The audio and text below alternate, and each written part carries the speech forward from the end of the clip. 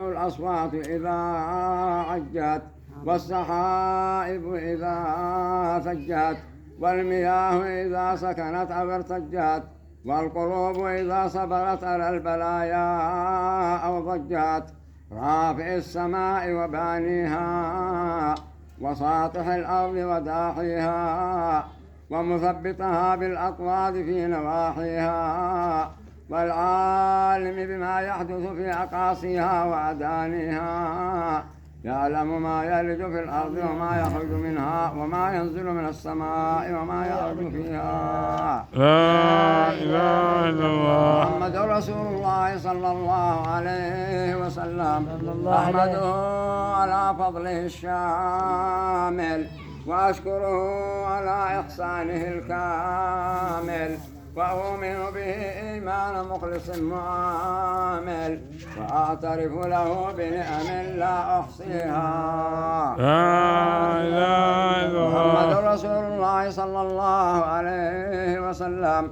وأشهد أن لا إله إلا الله وحده شهادة ظهر نورها وراح وغدا برهانها وراح وأشرق هداها في المساء والصباح واكتسب قائلها شرفا وتيها.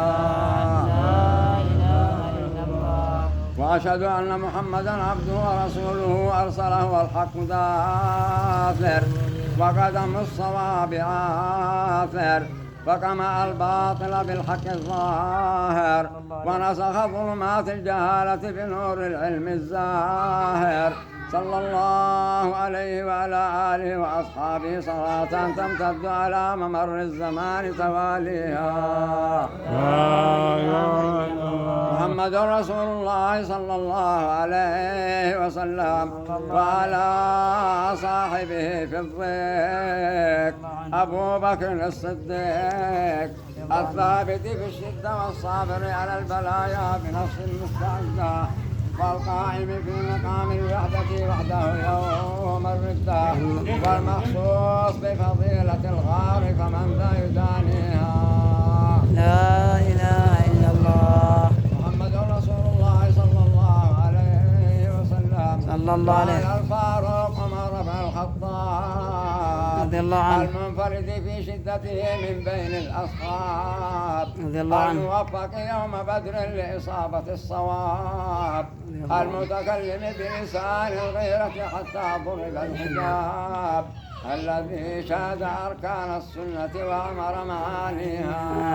لا إله إلا الله محمد رسول الله صلى الله عليه وسلم. صلى الله عليه على شهيد الدار عثمان القائم في الأسحار الصائم في النهار المخلص في الأسحار جامع سور القرآن وحاويها. لا إله إلا الله محمد رسول الله صلى الله عليه وسلم وعلى علي بن أبي طالب ذي العلم والزهادة والحريص على طلب الشهادة وجامع العلم والعمل والسيادة المطلع على دقائق العلوم ومعانيها.